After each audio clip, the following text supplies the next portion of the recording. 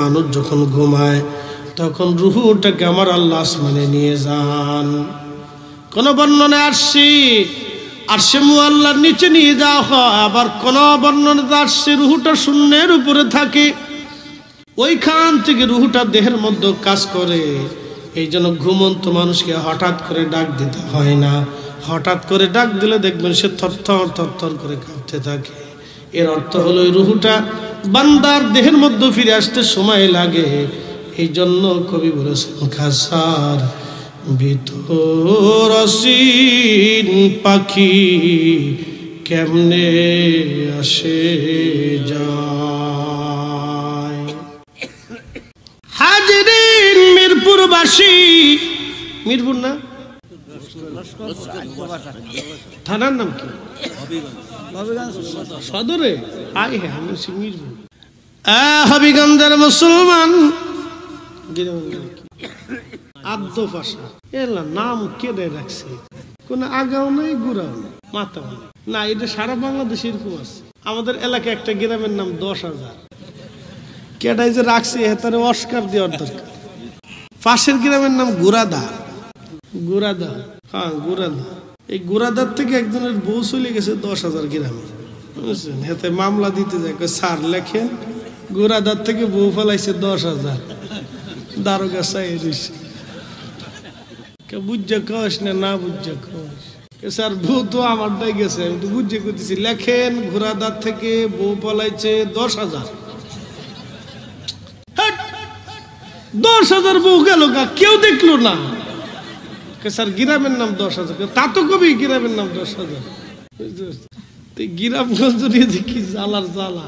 অনেকে ফোনে কয়েকটা বুঝি আর একটা পরে লাগে ফেস, এরকম কত বুঝছি। ওয়াজ এক জায়গায় চলে গেছে আর এক জায়গায়। খাপ মনোযোগ দেন বাবাজি। কোথায় রাখছিলাম ওয়াজ? না, ব্রিটিশটা পরে আসতেছে। ব্রিটিশটা রাইখে সফল কাম করা হবে কোরআনের দৃষ্টিকোণ থেকে। আল্লাযীনা ইউমিনুনা বিল গায়বের তাফসীর করতে যে বলছিলাম যে আল্লাহ গায়েব, আল্লাহ দেখা যায় না, কিন্তু আল্লাহর কুদরত দেখা যায়। কথা কোন ঠিক কিনা? তো নাস্তিকরা বলে যে আল্লাহ, যে আল্লাহ দেখি না সে আল্লাহ মানি না। এটা নাস্তিকদের বক্তব্য। আমি বুঝাইতে চাইতেছি যে আল্লাহ কেমনে দেখা যাবে, কেন দেখা যায় না, এটা বুঝানোর জন্য আপনাকে রুহের জগতে নিয়ে আসছি। এই যে ফরিদি সাহেব আপনাদের সামনে বক্তব্য দেয়, যখন আল্লাহর হুকুম হবে তখন উনি চলে যাবে, আমার বডি পড়ে থাকবে। কথা ঠিক কিনা? এই বডিটা বানাইছে আল্লাহ আগুন দিয়ে, মাটি দিয়ে, পানি দিয়ে, বাতাস দিয়ে। হুজুর গাউসে পাক রাহিমাহুল্লাহ সিররুল আসরারের মধ্যে তিনি লেখেন আল্লাহ বডি বানাইছে 4টে পদার্থ দিয়ে, বাতাস, খাক, বাত, আগুন, পানি, মাটি, বাতাস। কিন্তু আমার ভিতরে যে রুহু, আজও পর্যন্ত তার সঙ্গে দেখা হলো না, কথা হলো না, পরিচয় হলো না। 4 রঙের মশলা দিয়া যে কইরাছে তোর গঠন, 4 রঙের মশলা দিয়া, আগুন, পানি, মাটি, বাতাস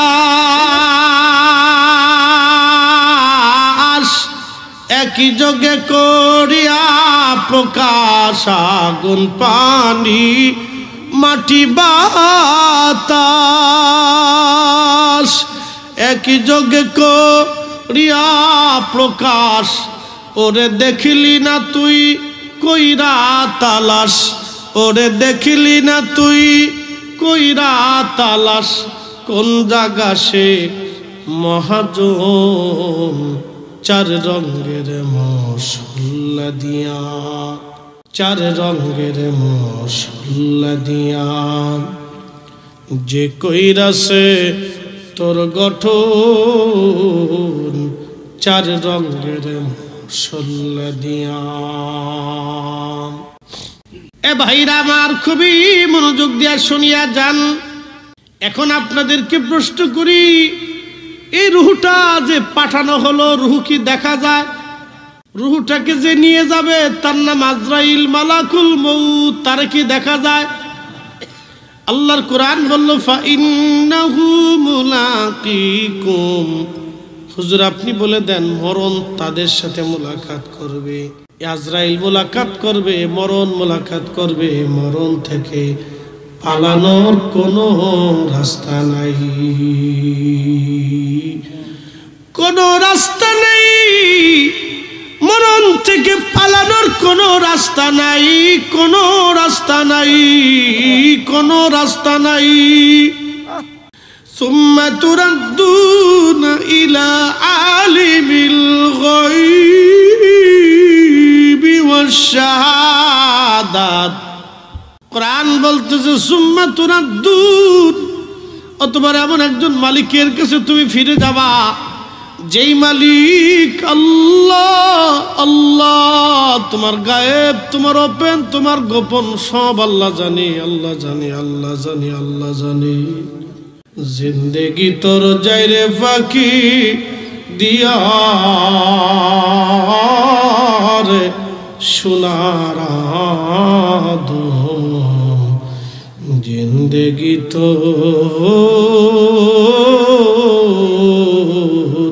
যায় ফাঁকি দিয়া। ও আদমরি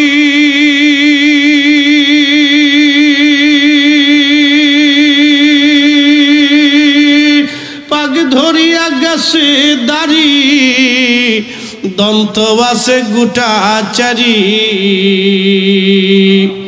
সমন জারি গিয়াছে করিয়ারে সোনার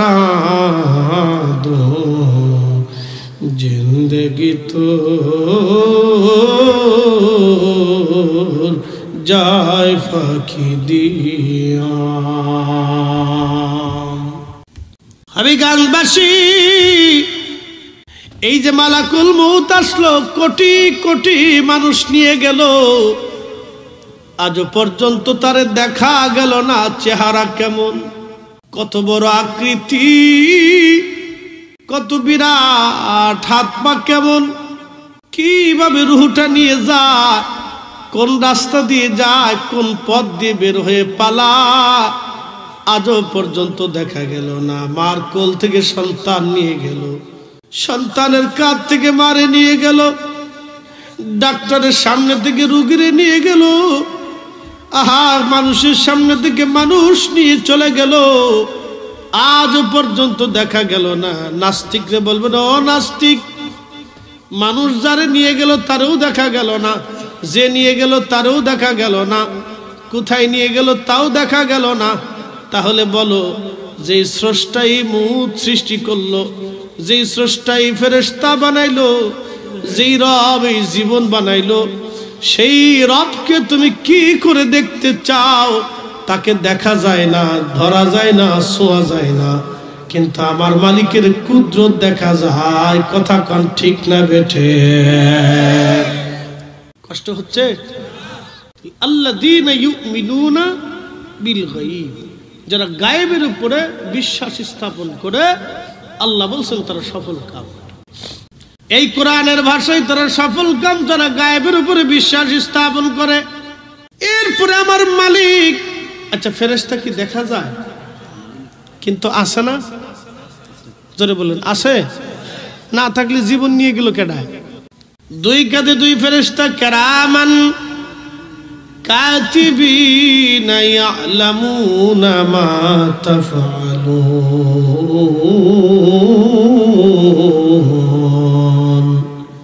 আল্লাহর কোরআন বলতেছে, বান্দা তুমি শুনো, তোমার দুই কাঁধে দুইজন কেরামান কাতিবিন, তোমরা কি করো না করো তারা সব জানে। একসাথে বলবেন আল্লাহু আকবার, আল্লাহু আকবার। এই ফেরেশতা বিশ্বাস করতে হবে। কবরের ভিতরে আযাব হয়, শাস্তি হয়, আরাম হয়, বিশ্বাস করতে হবে। বন্ধু খুব মনোযোগ দিন। এরপর আল্লাহ বলতেছেন, আল্লাযীনা ইউমিনুনা বিল গায়বি ওয়া ইউকিমুনাস সালাহ, যারা নামাজ কায়েম করে নিজের জীবনে, পরিবারের জীবনে, সমাজের জীবনে, রাষ্ট্রীয়ভাবে যারা সালাত প্রতিষ্ঠিত করে, নামাজ কায়েম করে, আল্লাহ বলতেছেন তারা সফল কাম, সফল কাম। সালাত সালাত, নামাজ নামাজ নামাজ, 5 ওয়াক্ত নামাজ। এই নামাজ কায়েম করার জন্যই তো মসজিদ বানানো হয়। কি কথা কন না কেন? মসজিদ ছাড়া কি করে নামাজ কায়েম করবেন? মসজিদ ছাড়া নামাজ হয় না। ওয়ারকাউ, এই কোরআন বলতেছে ওয়ারকাউ মা'আর রাকিঈন, তোমরা রুকুকারীদের সাথে রুকু করবে, জামাতের সাথে নামাজ পড়বে, জামাতের সাথে নামাজ পড়বে। জামাতের সাথে নামাজ পড়ার জন্য মসজিদ বানাইতে হয়। যারা মসজিদ বানায় তারা কপালওয়ালা, যারা মসজিদের খেদমত করে তারা কপালওয়ালা, যারা মসজিদের সাথে লেগে থাকে তারা কপালওয়ালা। বলে হুজুর দলিল কি? কিয়ামতের মাঠে, হাসরের মাঠে এই সমস্ত ব্যক্তিদেরকে আমার আল্লাহ আরশে মুআল্লার নিচে জায়গা করে দিবে, যাদের দিলটা মসজিদের সাথে ঝুলায়ে রাখে, দিলটা মসজিদের সাথে ঝুলায়ে রাখে। কঠিন হাসরের মাঠ, আরশে মুআল্লার ছায়া ছাড়া আর কোনো ছায়া নাই। আছে? হাউজে কাউসারের পানি ছাড়া আর কোনো পানি নাই। সূর্য থাকবে 1.5 থেকে 2 মাইল উপরে, প্রচন্ড গরমে থুতনি পর্যন্ত ঘামে ডুবে যাবে, কারো বুক কারো নাভি পর্যন্ত ডুবে থাকবে। প্রচন্ড তৃষ্ণায় মানুষের জিহ্বাগুলি কুকুরের জিহ্বার মতো ঝুলতে ঝুলতে থাকবে। মানুষ উম্মাদের মতো হয়ে যাবে, পাগল পড়া হয়ে যাবে। ছায়া নাই, খোদার আরশে মুআল্লার ছায়া ছাড়ার কোনো ছায়া নাই। কি উপায় সেই দিন? নবীজি বলতেছেন 7 শ্রেণীর বান্দাকে আল্লাহ আরশে মুআল্লার নিচে জায়গা করে দিবে। 1 নাম্বার দুনিয়াতে যারা ন্যায় বিচার করত, 2 নাম্বার যারা মসজিদ থেকে বের হইয়া নিজের দিলটাকে মসজিদের সাথে ঝুলায় রাখতো, 3 নাম্বার ডান হাতে দান করলে যারা বাম হাত জানে না, ডান হাতে দান করলে বাম হাত জানে না। 4 নম্বর যে একজন আরেকজনকে আল্লাহর জন্য ভালোবাসে। 5 নম্বর ওই যুবক যে কোনো নারী থেকে জেনার জন্য আহ্বান করেছে, আর সেই যুবক জেনা না করিয়া আল্লাহর ভয়ে নিজেকে উঠাই নিয়ে নিবৃত হয়েছে। এই বান্দাদেরকে আমার আল্লাহ পাক কিয়ামতের ময়দানে আরশে মুআল্লার নিচে জায়গা করে দিবে। একবার জোরে বলা যাবে কি সুবহানাল্লাহ? আল্লাহর কোরআন বলল আল্লাযীনা ইউমিনুনা বিল গায়বি ওয়া ইউকিমুনাস সালাতা ওয়া মিম্মা রাযাকনাহুম ইউনফিকুন। সফল কাম তারা যারা গায়েবের উপর ঈমান আনে, সালাত কায়েম করে, সালাত কায়েম করে, সালাত কায়েম করে, মসজিদ বানায়, মসজিদে সেবা করে, মসজিদে খেদমত করে, ঝাড়ু দেয়, নির্মাণ করে, টাকা দেয়, অর্থ দেয়, পয়সা দেয়, মাথায় খাটে, গায়ে খাটে, মসজিদ বানায় দেয়, পরিষ্কার করিয়া দেয়। আল্লাহ বলেন তারা সফল কাম, সফল কাম, সফল কাম, সফল কাম। আর যারা কনসার্ট বানায়, নাটক সিনেমা বানায়, গায়ক বানায়, সমস্ত হাবি জাবি দুনিয়াদারি ল্যাংটা ফ্যাংটা, এই সবগুলি শয়তানের দালাল। কথা কন না কেন বাবাজি? খুব মনোযোগ দিয়ে শুনিয়া যান। এরপরে আমার আল্লাহ বলতেছেন ওয়া মিম্মা রাযাকনাহুম ইউনফিকুন। আল্লাহর পথে যারা দান করে, আল্লাহর পথে যারা দান করে, আল্লাহর পথে যারা দান করে, আল্লাহর পথে যারা দান করে, আল্লাহর পথে যারা দান করে তারা সফল কাম। আল্লাহর কোরআন বলতেছে ওয়া আনফিকু মিম্মা রাযাকনাকুম মিন ক্বাবলি আইয়াতিয়া আহাদাকুমুল মাউত ফায়াকুলা রাব্বি লাউলা আখারতানি ইলা আজালিন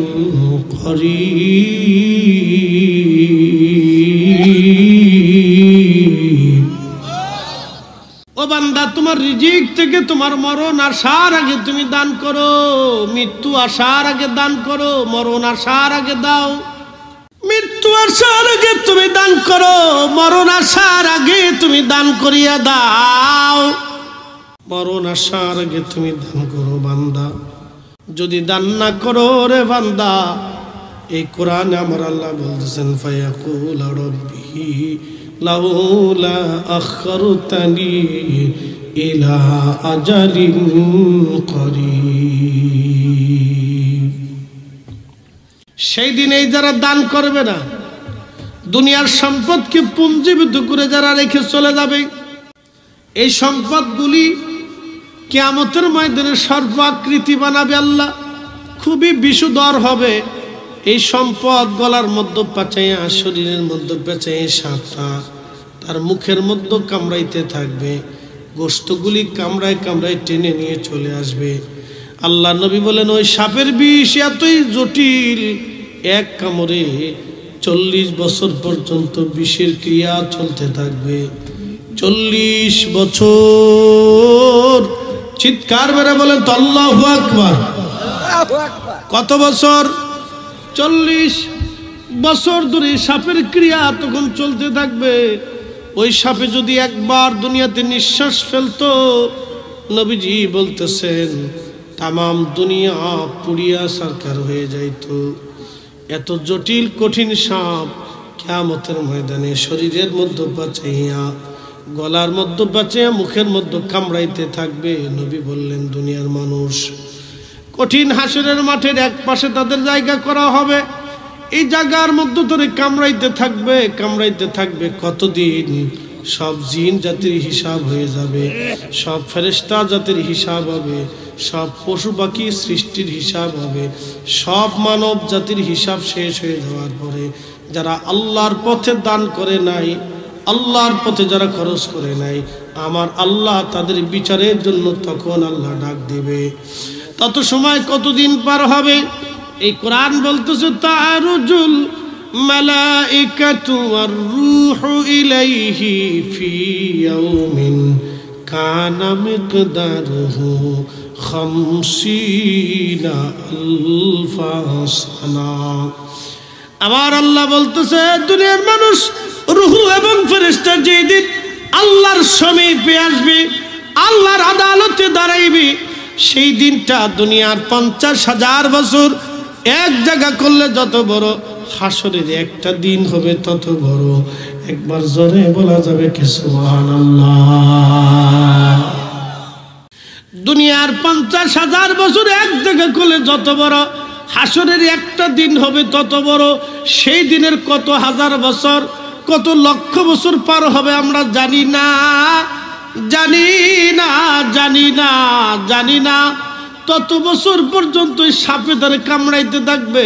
যারা দুনিয়াতে দান করে না, আর এক দল থাকবে বেদানকারী, তারাও এরকম কিয়ামতের মাঠে এক পাশে গোশতগুলি কামড়ায় কামড়ে টেনে টেনে টেনে ছিঁড়ে ছিঁড়ে ফেলবে, আর বলবে ফায়াকুল রাব্বি আল্লাহ লাউলা আখারতানি ইলা আজালিন করিব।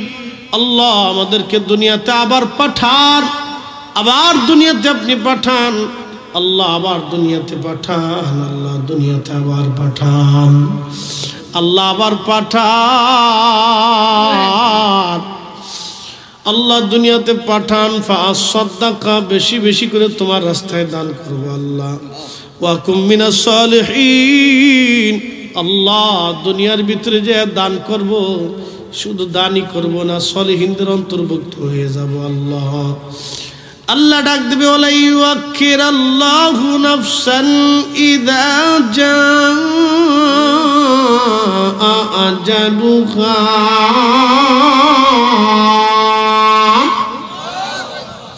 আল্লাহ ডাক দেবে বান্দা একবার আর চান্স নাই, হায়াত শেষ হয়ে গেলে দুনিয়াতে থাকার আর সুযোগ নাই। আবার দুনিয়ার থেকে চলে আসলে দুনিয়ায় ফেরত যাওয়ার আর কোনো রাস্তা নাই। আমার সারো আল্লাহর জিকির করো, পাইলেও পাইতে পারো খুদারি।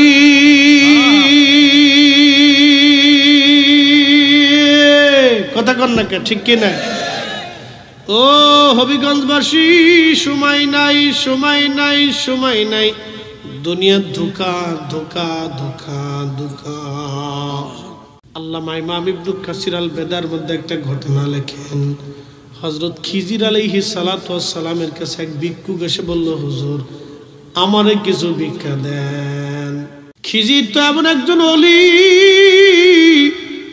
কেউ বলছে নবী, কিন্তু সে ওলি হোক আর নবী হোক, কেউ বলছে ওলি, কেউ বলছে নবী, তবে ওলি হবে। আবে হায়াতের পানি আল্লাহ তারে পান করাইছে, পৃথিবীতে ওনার মতো এত বড় লম্বা হায়াত আর কারো নসিবে হবে না। একটু চা খাইছ রে বাবা? ও দিছে না, চাও ঠান্ডা ধাক্কা চলবে। শোনেন, চিনি ছাড়া চা খাবেন, লবণ ছাড়া চিনি ছাড়া, এটা একটা দারুণ ওষুধ। সাথে যদি আদা দিতে পারেন আরো ভালো। হুজুর এটা দিতেছেন কে? এই কোরআনে সূরা ওয়াকিয়ার ভিতরে আল্লাহ বলছে, জান্নাতে নেওয়ার সাথে সাথে আল্লাহ সর্বপ্রথম আদার শরবত দিয়ে আল্লাহ শরবত খাওয়াইবে। সুবহানাল্লাহ।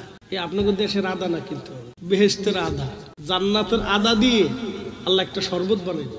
একবারে ঢুকাইয়া আল্লাহ আদা দিয়ে একটা শরবত খাওয়াইবে। কি যে মজার শরবত! একসাথে কইলেন না সুবহানাল্লাহ? কিসের শরবত? আদা। জোরে কর। এই জন্য আদা খাবেন। আদা খুব ভালো জিনিস, বেশি করে খাবেন। একবারে বেশি হ্যাঁ খাবেন না, বিরাট পাকিস্তানি খুব মজবুত থাকে আদা। গ্যাস্ট্রিকের এক মহা ওষুধ আদা। যেমনি খাইতেছে এইভাবে খাবে।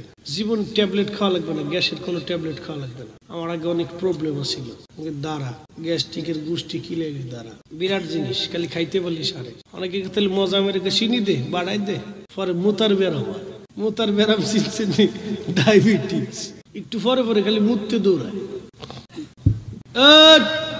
উঠেন একসাথে ধরে করেন আল্লাহু আকবার। হয় না, গলা কাশি কুশি দিয়ে সারা তো আসছেন একসাথে নারে তাকবীর, আল্লাহু আকবার, নারে রিসালাত।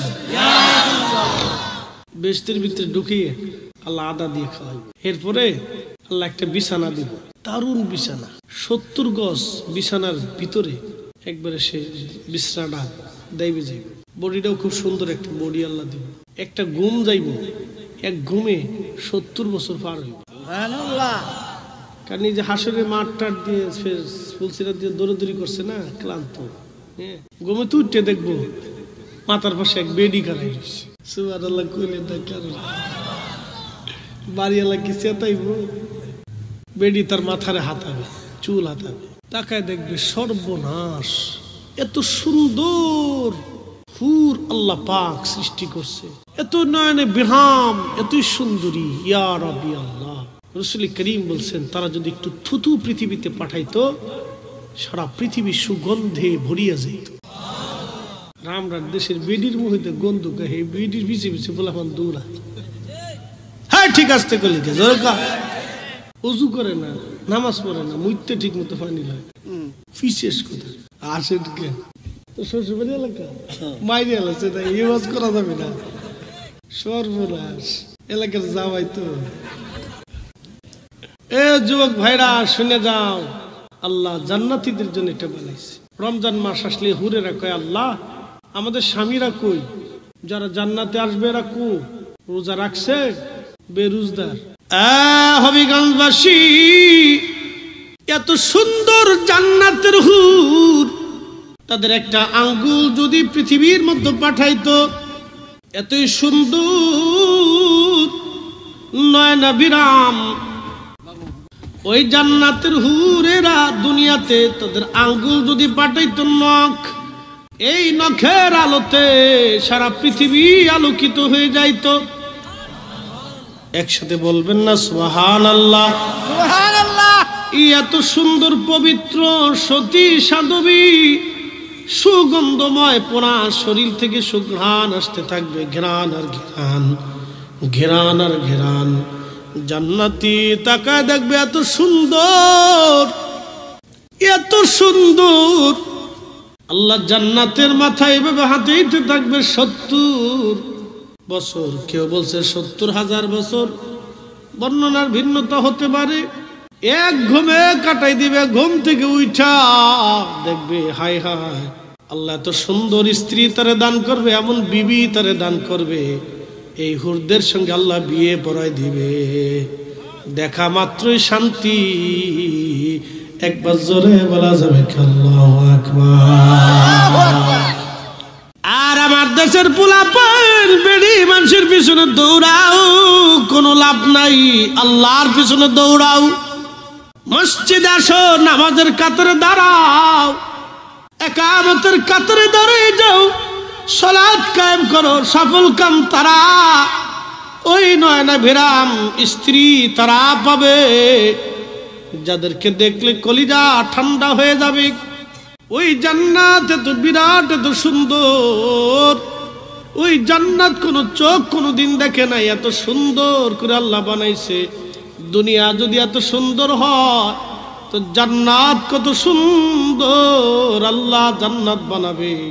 ওই জান্নাত যদি পেতে চাও, আল্লাহর কোরআন বলে বেশি বেশি বেশি বেশি করে সদকা দাও, বেশি বেশি করে দান করো। তোমার রিজিক থেকে তুমি খরচা করো। ওই জান্নাত যদি পেতে চাও, খরচা করো। ওই জান্নাত যদি পেতে চাও, তুমি খরচা করো, আল্লাহর পথে দান করো।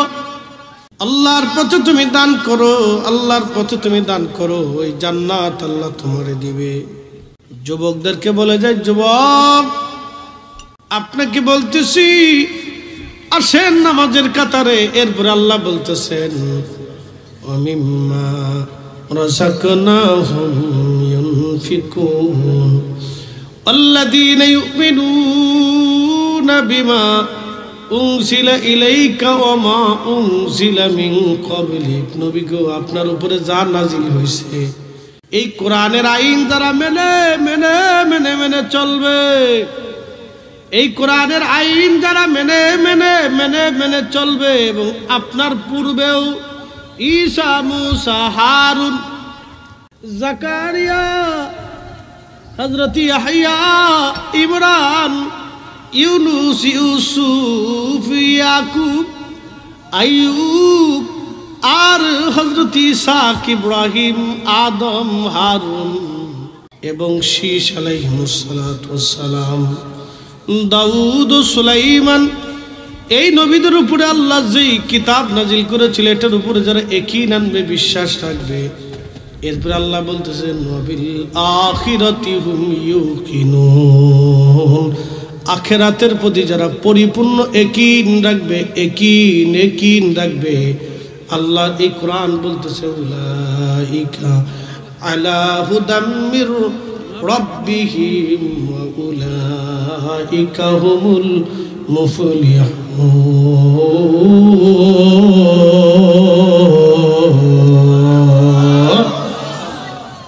একসাথে জোরে বলেন আল্লাহু আকবার। তারা আল্লাহর হেদায়েতের পথে থাকবে, আল্লাহ রাবের হেদায়েতের পথে থাকবে। উলাইকা হুমুল মুফলিহুন, তারাই সফল কাম হবে। এরাই সফল কাম, এরাই সফল কাম,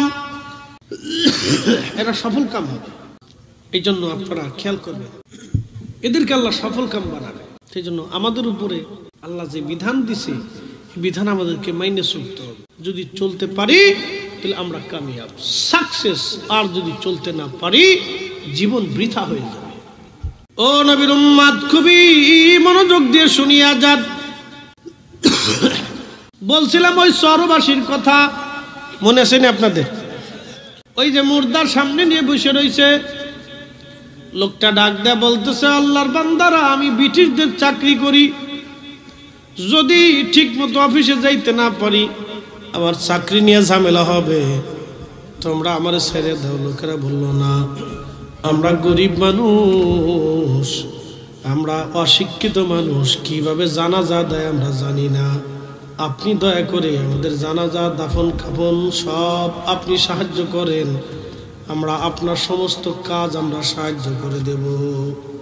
লোকটা দেখাই দিলেন, এইভাবে কবর খোঁজো, কাফনের কাপড় নিয়ে আসে এত পরিমাণে, গোসলের জন্য খাটিয়া নির্ধারণ করো, পানিটা নিয়ে আনাও, গরম করো বড়ই পাতা দিয়া, পানিটা নিয়ে নিয়ে গরম টরম করিয়া গোসল টোসল দিয়া, এরপরে মুর্দার কাফনের কাপড় টাপড় পরাইয়া খাটিয়াই করে জানাজার নামাজ পড়াইয়া ওই আল্লাহর বান্দা নিয়ে গেল কবরে।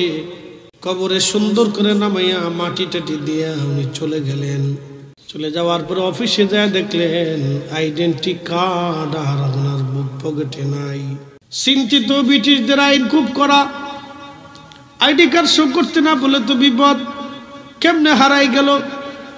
চিন্তা করতে করতে চিন্তা করলেন আমি তো আইডি কার্ড আনছিলাম, কিন্তু আইডি কার্ড কোথায়। লোকটা চিন্তা করে করে চিন্তা করলেন বুক পকেটে রাখছিলাম, মুর্দারে নামানোর সময় ওই তার বুকের কাছে অথবা শরীরের আশেপাশে কোথাও পড়ে গেছে। আবার সাইকেল চালে আসছে, আসার পরে লোকেরা শুনো, তোমরা তোমাদের উপকার আমি করছি, তোমরা আমার একটু উপকার করো। বলে কি উপকার? বলতেছে দেখো আমার আইডি কার্ডটা হারাই গেছে, আমার আইডি কার্ডটাই কবরের ভিতরে পড়ছে, আমার বুক পকেটে ছিল। আমার মন বলে মুর্দারে যখন কবরে নামাইছি, কবরে নামানোর সময় আমার বুক পকেট থেকে আইডি কার্ড পড়ে গেছে। গ্রামের মানুষ ডাক দেখো, আল্লাহর বান্দা আমরা তো গরিব মানুষ, লেখাপড়া নাই, আমরা তো মাসলা মাসাইল কিছু বুঝি না, আপনি যদি সরাই টরে কোনো সিস্টেম করে নিতে পারেন তো নিয়ে যান, তো আমরা বুঝি সুঝি না। বলতেছে তাহলে বুকের উপর থেকে মাথার এখান থেকে মাটি সরাই দেন, আমি কয়েকটা বাঁশ সরাইয়া কবরের ভিতর থেকে ওই আইডি কার্ডটা নিয়ে চলে যাই। তারা বাঁশ সরাইলো, আগে মাটি সরাইলো, মাটি সরাই বাঁশ সরাই আল্লাহর বান্দা মাথার দিক থেকে হামু দিয়ে কবরের ভিতরে ঢুকে দেখলো হায় হায়, কবর আর আগের মতো নাই, একবারে পোড়া কবরটা আল্লাহ ফুলের বাগান বানাইয়া জান্নাতের বাগান বানাই দিছে। না না, চিৎকার মেরে বলেন আল্লাহু আকবার। ফাদখুলি ফি ইবাদি ওয়াদখুলি জান্নাতি জান্নাতি জান্নাতি জান্নাতি। কোরআন বলতেছে এ প্রশান্ত আত্মা, দুনিয়াতে ভেজাল বাঁধাও নাই, গীবত করো নাই, তহমত করো নাই, মিথ্যা বলো নাই, অন্যায় করো নাই, মানুষ ঠকাও নাই, নামাজ ছাড়ো নাই, হক হালাল মতো চলছো, কোটি কোটি টাকা ছিল হারাম খাও নাই, অন্যায় করো নাই। তুমি আজকে প্রশান্ত আত্মা চলে আসো, আমি তোমার জন্য যে কবর বানাইছি এটা জান্নাতের ঘর, তুমি আইসেই দেখো।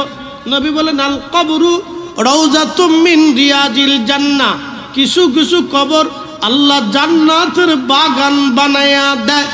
একসাথে জোরে বলেন আল্লাহু আকবার। আরে নবীর কারণে উম্মতের কবর যদি জান্নাতের বাগান হয়, আজকে ওরা যারা 8 টাকার তারাবি পড়ে ওরা বলতেছে নবীর কবরকে কবর বলতে হবে, রওজা বলা হারাম, রওজা বলা যাবে না। যারা নবীর কবরকে রওজা মানে না ওরাই হলো শয়তান, ইহুদিদের দালাল। জোরে বলেন, জোরে বলেন, হাত উঁচা করে বলেন। ওরাই আজকে তারাবির নামাজ বানিয়েছে 8 টাকা, 12 রাকাত চুরি করে বানিয়েছে আন্তর্জাতিক খ্যাতি সম্পূর্ণ সুরা। মসজিদে যেটা জুতা চুরি করে এটা হলো খয়রাতি চোর, কথা ঠিক কিনা? ওরা হলো খয়রাতি চোর। আর যারা মসজিদ থেকে নামাজ চুরি করছে ওরা হলো আন্তর্জাতিক সিস্টেমের চোর। শয়তানে কয় দুলা ভাই তুমি থাকতে আর আমার কোনো চিন্তা নাই, তুমি যা কইরে দিছো তা আমি এই বলছি 1400 বছরও পারি নেই। কি কথা খারাপ বেশি ভাই? এ জমিনে শাহজালাল রহমতুল্লাহ আমরা সিলেটের মানুষ, আপনারা 360 জন ওলি আপনাদের মাটির নিচে ঘুমাই রয়েছে। আহা কত দামি মাটি, আমি ভাষায় প্রকাশ করতে পারবো না বাবা। এ মাটি কত দামি আমি ভাষায় প্রকাশ করতে পারবো না। অলিদের দেহ যে মাটির সাথে লেগে রয়েছে এটা যে কত দামি এটা আমি ভাষায় প্রকাশ করতে পারবো না। এটা বলার মতো এই যোগ্যতা আমার নেই। এটা কত দামি, এই মাটির নিচে যারা চলে গেছে তারা জানে এই মাটির দাম কত দাম। খুব মনোযোগ দিয়ে 750 বছর ধরে এই জমিন ইসলাম আসছে, 360 জন ওলি জমিন ইসলাম এনে প্রতিষ্ঠিত করলেন। আহা কথা বুঝতে হবে, 750 বছর ধরে উন্ডাস যে ইসলাম এনেছিলেন এই ইসলাম এখনো এ দেশেই চলে। কি কথা কন না কেন? 750 বছর ধরে চলতেছে ইসলাম। মদিনার থেকে যে ইসলাম সুলতানে আউলিয়া সুলতান সুলতান বাংলা হযরত শাহজালাল ইয়ামানি মুজাররিদি রাহিমাহুল্লাহ যে দ্বীন এনেছিলেন, যে কালেমা এনেছিলেন, যে নামাজ এনেছিলেন, যে রোজা এনেছিলেন, যে দোয়া এনেছিলেন, যে বিধিবিধান এনেছিলেন, 750 বছর ধরে এই জমিনের কোটি কোটি কোটি কোটি মুসলমান সেই দিন মানে, সেই ধর্ম মানে, সেই ইসলাম মানে। আজকে নতুন করে মসজিদ বানাইয়া আমার সমাজে তোমরা কারা 8 টাকার তারাবি চালু করিয়া বুকের উপর হাত বাঁধে নামাজ পড়াইয়া আমিন জোরে চিল্লান মারিয়া নামাজের পরে দোয়া বাদ দিয়া নতুন ধর্ম তোমরা যারা শিখাইতে চাও, এটা আমরা মানব না, মানব না, মানব না। কারণ এই জমিন 360 আউলিয়ার জমিন। উন্ডা 700 বছর ধরে যে দিন শিখিয়েছে এদেশের কোটি কোটি মুসলমান 700 বছর ধরে সেই দিনের উপরে আছে। তোমরা নতুন করে আনবার আমরা মানব না। কথা কোন ঠিক না বেঠে? এই জন্য দেশে সিটার বাটপারের কোনো অভাব নেই, বহু কোয়ালিটি সিটার বেরিয়েছে। তো খুব সাবধান থাকতে হবে, কিন্তু খুব সাবধানে থাকতে হবে। বিরাট বিপদ, অনেক বড় সর্বনাশ হয়ে যাবে। হবিগঞ্জের মুসলমান খুবই মনোযোগ দিয়া শুনিয়া যান। আল্লাহু আকবার। আল্লাহর বান্দার কবর জান্নাতের বাগান হয়ে গেল। জান্নাতের ঘেরান আসতে লাগলো, বাস্তব ঘটনা। ঘেরান আসতে লাগলো, পুরা ঘেরানে 40-50 কিলোমিটার ব্যাপী ঘ্রাণ ছড়িয়ে গেল। একসাথে বলবেন না সুবহানাল্লাহ? হিন্দু মুসলমান সবাই দৌড়ে আসতে লাগলো। কি ব্যাপার?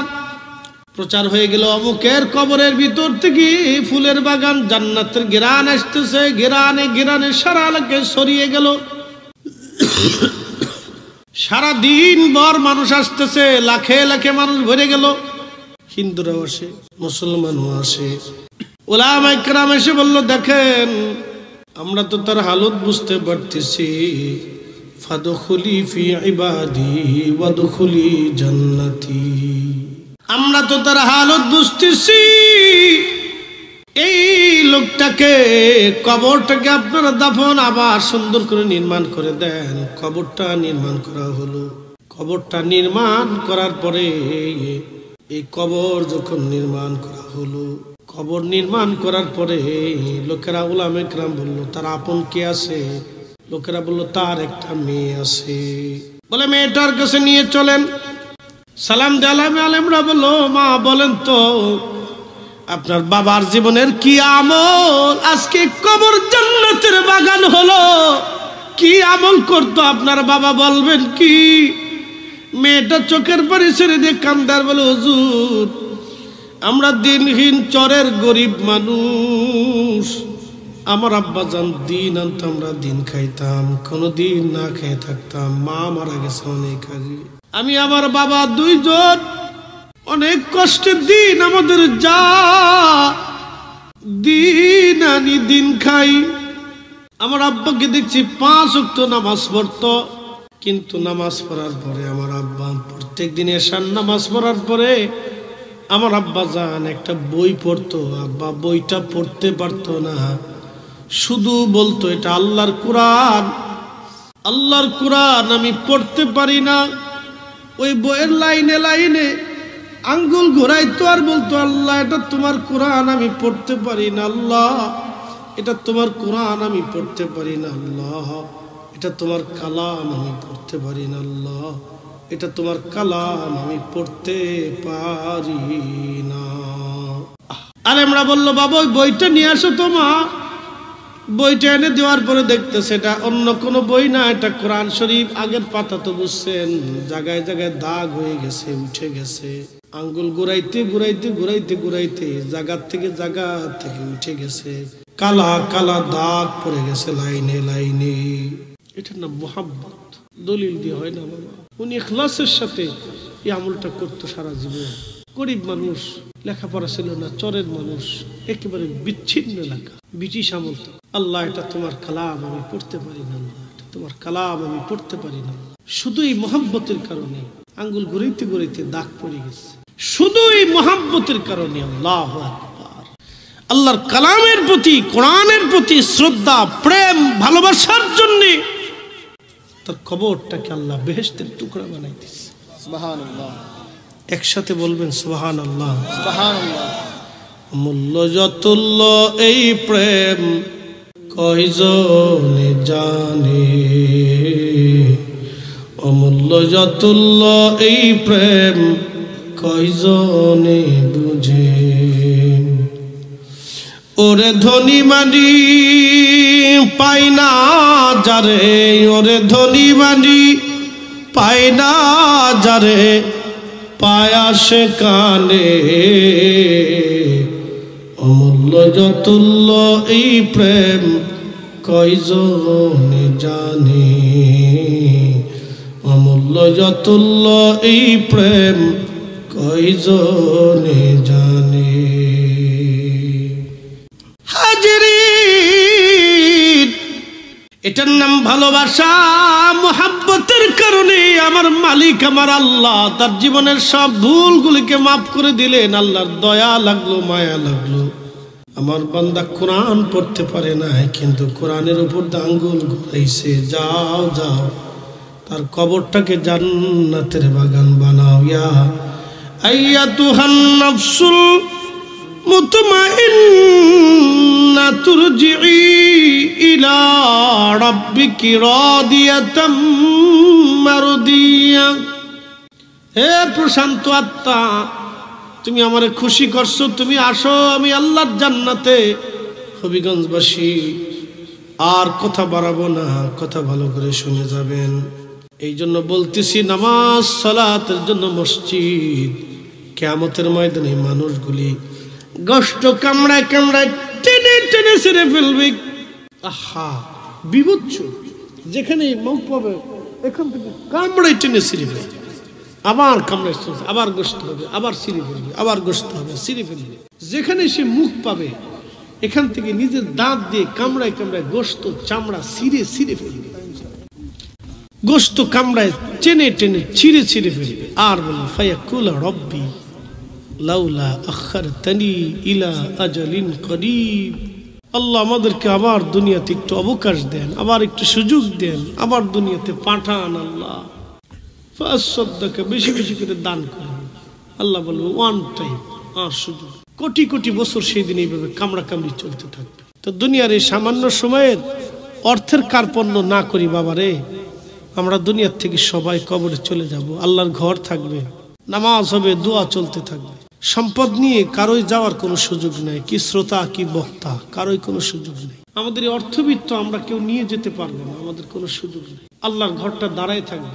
এই মাদ্রাসা থেকে ছেলেরা কোরআন শরীফ পড়বে বাবা, এই কোরআন ওরা তেলাওয়াত করবে। কিয়ামতের ময়দানে এই কোরআন শরীফ আল্লাহর সামনে মিষ্টি মিষ্টি ঝগড়া করে বলবে, রব ওদেরকে বেহেশত না দিলে আমি যাইতেই দেব না, জান্নাত দিতেই হবে, দিতেই হবে, দাও না আল্লাহ জান্নাত। আল্লাহ বলবে কোরআন রে যা, আমি আল্লাহ ওয়াদা করছি তোমার মহাব্বতকে যারা মহাব্বত করছে আমি আল্লাহ তাদেরকে জান্নাত দিয়ে দিলাম। একসাথে বলবেন না আল্লাহু আকবার। তো এই মাদ্রাসাটাও দামি বাবা, মসজিদটাও দামি, অনেক দামি। দম ফুরাইলে আর সুযোগ নেই বাবা। ছেলে মেয়ে স্ত্রী পুত্র পরিজন কেউ পাশে থাকবে না, কেউ না। আপনি অসুস্থ হন, প্যারালাইসিস রোগে পড়ে যান, কেউ আসবে। আপনি একটু প্যারালাইসিস পরে ঘরের ভিতরে বাথরুম পায়খানা সারেন না একটু, তখন দেখবেন যে সবাই পর হয়ে গেছে।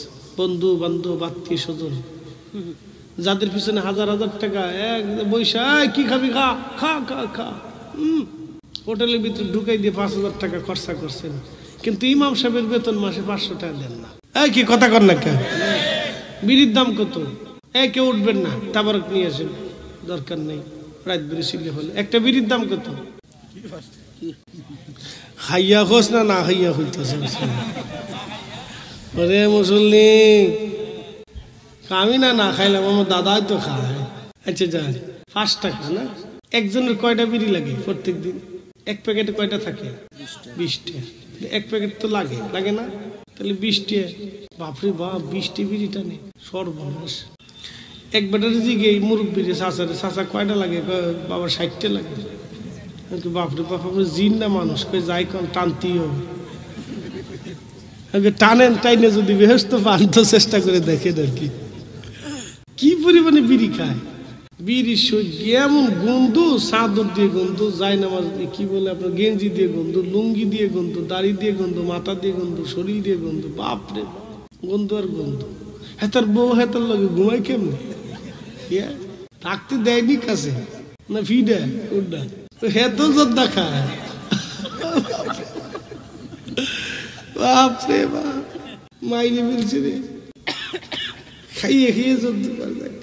আচ্ছা, একটা বিড়ির দাম 5 টাকা হলে 20টা বিড়ির দাম 100 টাকা। তো প্রত্যেক দিন যদি বিড়ির পিছনে 100 টাকা খরচা করতাম, মাসে কত গেল?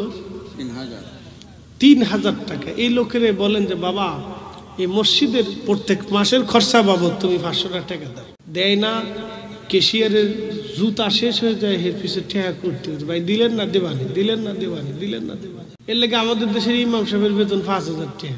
কি কথা কর না কেন?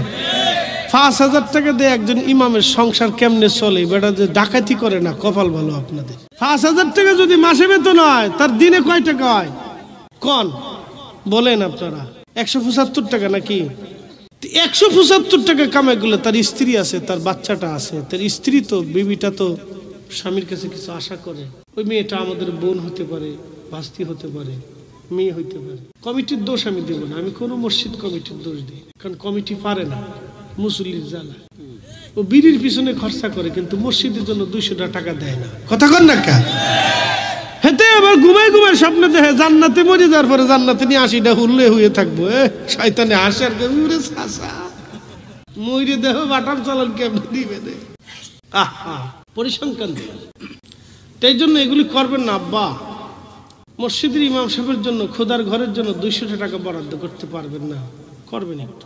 একজন ইমাম আপনার নামাজের জিম্মাদারি নিয়ে সে আপনার সামনে দাঁড়ায়, আপনি জানেন না এটা কত বড় চাকরি। আল্লাহু আকবার। কেউ যদি বুঝতো কত বড় চাকরি, আপনি বুঝেন না। আপনার পুরা নামাজের জিম্মাদারিটা সে নিয়ে দাঁড়ায়। তাহলে ইমাম জামিনুন, ইমাম হচ্ছে জিম্মাদার। মুসল্লির নামাজের জিম্মাদারি নিয়ে সে দাঁড়াইছে, এটা অনেক বড় চাকরি। কষ্ট দিয়ে না, ইমাম সাহেবটা বুঝাই দিয়ে মাসে 200 টাকা তেমন কিছু না, 500 টাকা তেমন কিছু না, দিয়ে দিই। আমি ভুটান গেছি, ভুটানের জাতীয় বৌদ্ধ মন্দিরে আমি গেছি দেখার জন্য। চিন্তা করলাম ভুটান আসছি, একটু বৌদ্ধ মন্দিরটা দেখে যাই।